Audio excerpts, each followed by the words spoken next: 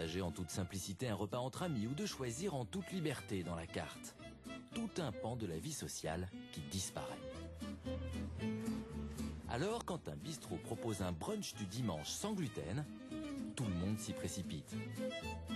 C'est l'histoire des Cookettes, 3 jeunes femmes qui investissent une fois par mois ce resto lillois avec leur plat sans gluten et leur vaisselle.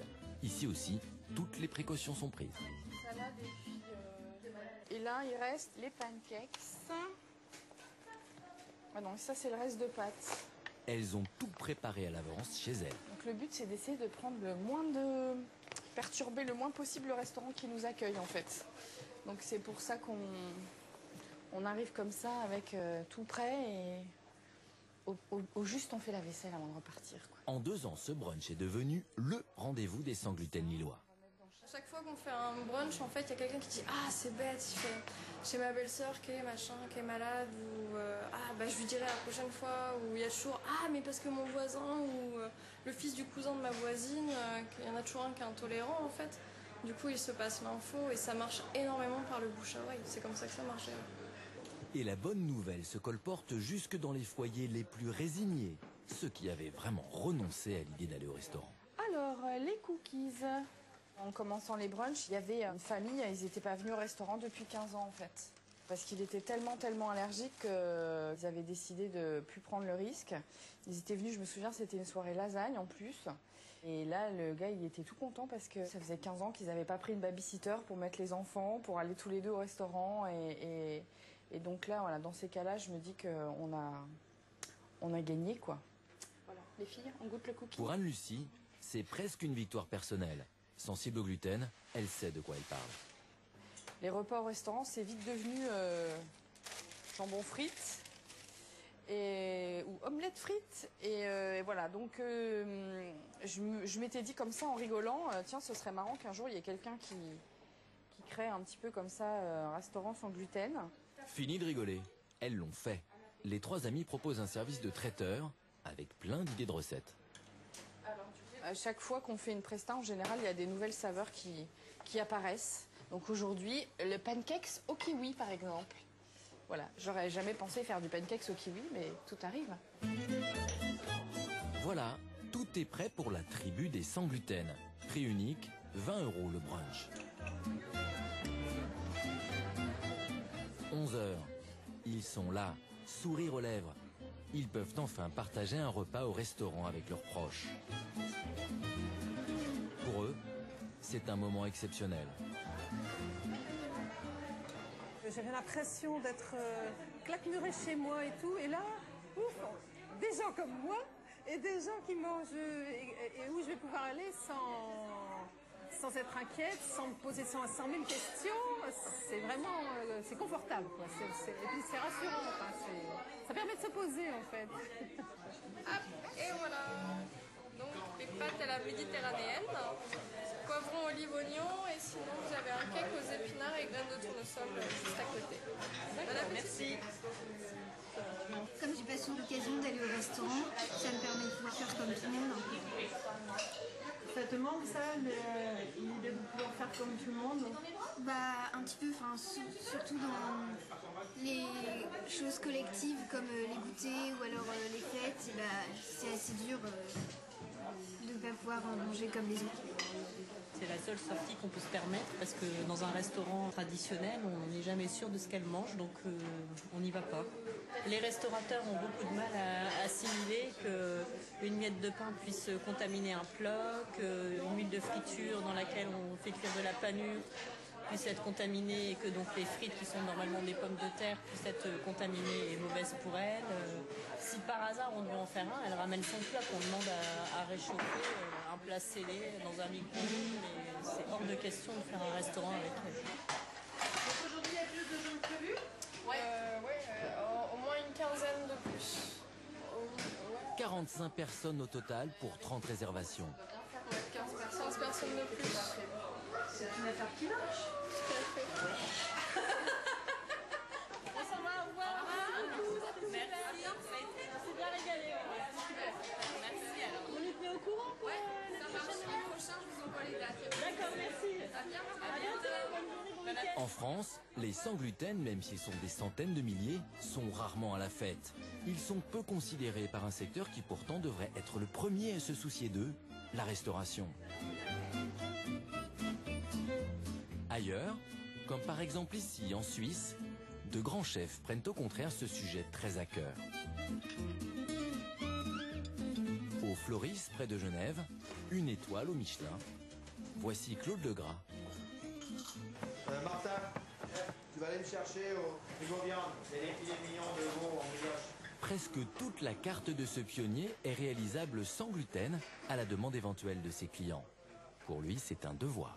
Je vis avec mon temps. Je trouve que maintenant, il faut se poser des questions. Demain, on n'est pas à l'abri, dire que là, je suis en pleine santé. Mais demain, on peut peut-être déjeter chez moi que je suis intolérant au gluten. Et peut-être aussi à caséine aussi, ou aussi peut-être intolérant aux arachides. On voit beaucoup aussi des gens comme ça. Donc je pense qu'il faut aussi être à la place de ces gens-là. Et peut-être demain, ça peut nous arriver. Puis avant tout, c'est aussi nous, cuisiniers, c'est dire on apporte du plaisir aux gens. Il faut pas banaliser ces gens-là. Il faut les mettre aussi au même niveau que tout le monde. Quand on vient au restaurant, c'est la fête. C'est côté convivial, on doit apporter du bonheur, donc ça fait partie de notre travail. Exemple avec ces bouchées de gambas. La recette initiale se fait avec du boulgour, du blé concassé. On remplace donc la même recette, sauf qu'on remplace le boulgour par du quinoa. Le quinoa, donc c'est une céréale qu'on trouve surtout dans le Pérou, l'Amérique centrale. Et le résultat, il est pareil. Même, je dirais un petit peu mieux parce que c'est un peu plus souple en goût. Et on s'aperçoit que les gens, ils raffolent, ils aiment bien cette chose. Ce chef mène un travail de recherche permanent en cuisine pour trouver des alternatives au blé. On y va de la gaucine encore deux.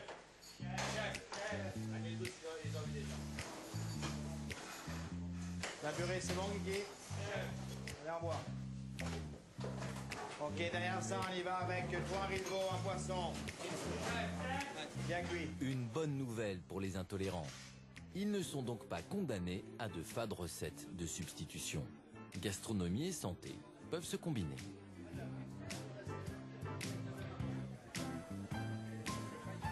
Notre enquête touche à sa fin. Mais il y a encore, dans le Lot-et-Garonne, une personne que nous avons voulu rencontrer. Il est paysan et boulanger. Lui porte un tout autre regard sur la question du gluten.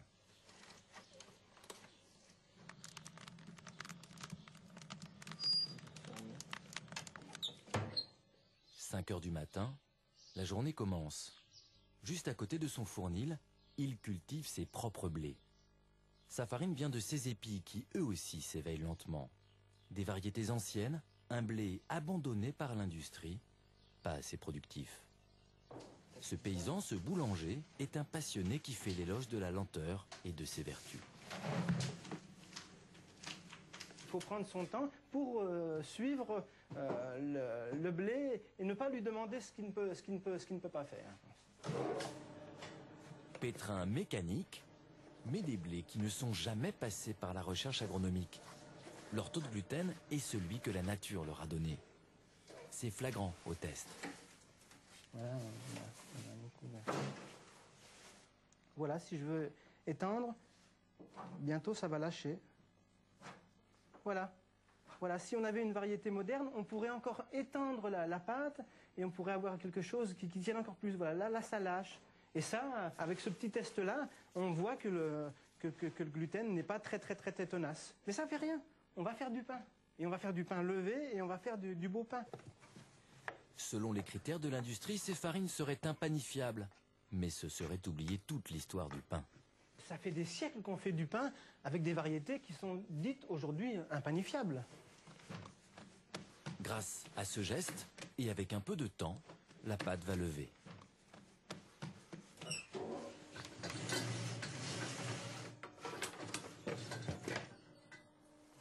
Ah, magnifique.